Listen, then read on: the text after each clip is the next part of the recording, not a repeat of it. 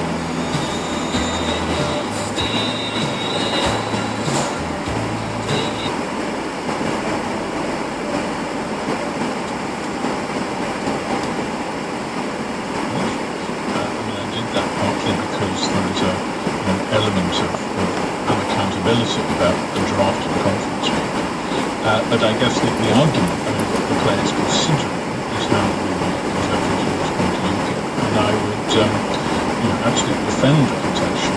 That one thing that interpreters might well do is attempt to chase UKIP to the right on the issues on which UKIP seems to be very popular. Also, to some degree, the second act of the play, it ties in with one of your earlier plays, Destiny, which was about the rise of a rival party, but just at a time. But one of the questions you address in this play is how right-wing can you go in British politics and hope to prosper? It is commonly said, you've read the articles saying if you're in trouble, conservative parties go to the right. But as is suggested in the play, that is a questionable proposition. Yes, I think the issue is always one that isn't crusades. The traditional view is that people do have very right-wing views or right-wing views on issues like immigration and welfare and capital punishment and so on. But on the other hand, that's not what people vote about in the vote. That's the fear. I'm speculating as to whether we might have moved into a situation where they are more solid. And that actually is the reason for UKIP's extraordinary success in May. And I think the moral dilemma that I'm trying to address in Act 2 is how the other parties respond to that.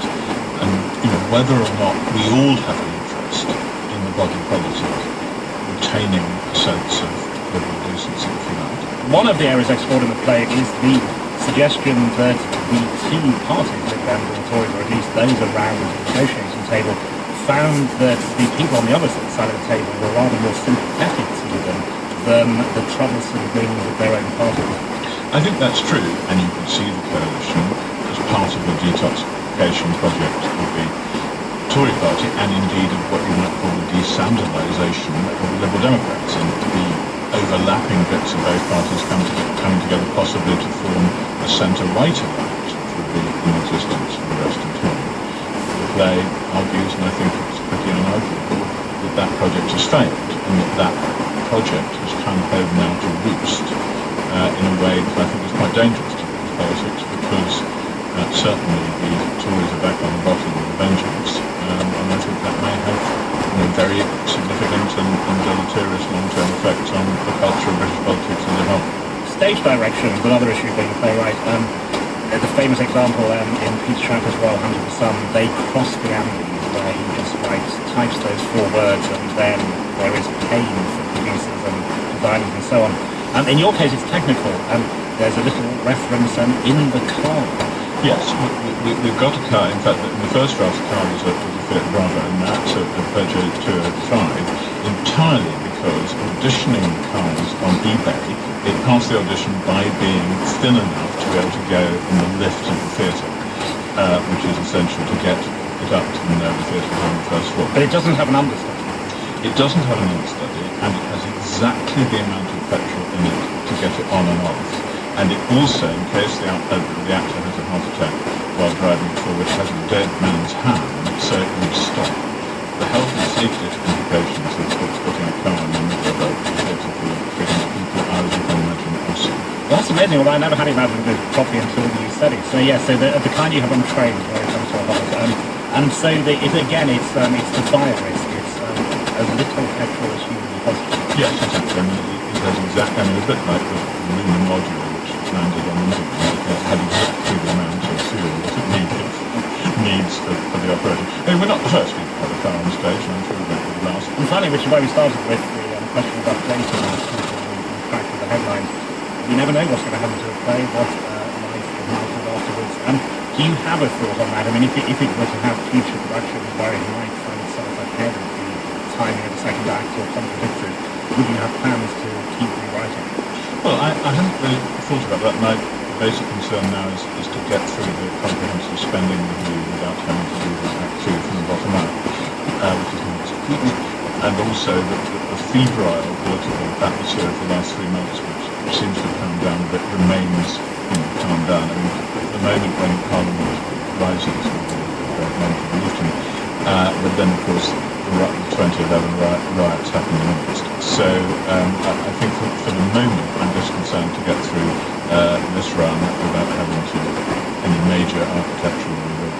On that, because I'll only raise this hypothetical because it's not going to happen, but do you have a secret plan for it to switch on the Today programme in the morning and it says Downing Street has just announced the resignation of David Cameron? I've got a sort of plan a year and a half in my head, but as we speak, touching wood. David Edgar, if only is at the Chichester Festival Theatre in Sussex until July the 27th. There was a time in the last decade when reality TV shows about aviation were stacked in schedules like planes in a holding pattern over Heathrow, with BBC One's airport and ITV's airline leading the queue. More recently, the genre suffered what might be called a takeoff, with David Williams and Matt Lucas's Not Got Come Fly With Me. But now we're back with what can loosely be called the real thing. Tonight, BBC 2 screens Flights and Fights inside the low-cost airlines, in which the cameras followed cheap ticket supremos, including Ryanair boss Michael O'Leary. We asked O'Leary to clear up once and for all some of the myths. You want to charge people to use the toilet? Of course. You want to have people standing up at the back of the plane? No, it's never been a plan. Would you like to charge fat people? No. Is there a rule against Ryanair staff charging their personal mobiles in the office? Yes, it's one of the great PR initiatives. Does anybody that paid bad? No, they all charge their mobile phones, but it makes for great PR. We're so focused on not wasting money that we don't even allow people to charge their mobile phones. And just before that documentary, the same channel runs the final part of Airport Live. This week's series of reports from Heathrow Airport in London with presenters including Kate Humble. It sees a staggering number of people coming through here every day and every year. 70 million passengers. And to look after those 70 million passengers and get them off the ground and into the air, that takes 76,000 people. A scene from one of the earlier editions of Airport Live. Having watched both that and Flights and Fights, the writer and critic Henry Sutton author of the novel Flying runs around the line in Norwich. Henry, if we start with Flights and Fights, low-cost airlines carry a lot of metaphorical baggage, each item weighed and charged separately. Did the documentary sort out any of the issues? Not what you really want to know, no. I mean, a figure came up. The average flight on Ryanair is £40 minus taxes. I don't know anyone who's paid his medical bill. I certainly have. Maybe it's because whenever I travel, it has to be peak time because of children's holidays, etc. So that really wasn't answered, how much people actually paid. And the other sort of key things that really were sort of brushed over were how much those aeroplanes were serviced. Obviously servicing planes is one of the key things to safety, etc. Safety wasn't really addressed either. Now, this is one of the controversial issues in the industry, is the very fast turnaround times. Yeah. On the other hand, this sort of documentary, it's part of an aim at the BBC to make business issues appetising and accessible. I thought it is a fascinating business model, isn't it, the low-cost airline, because the way that aviation has gone from luxury to this functional model.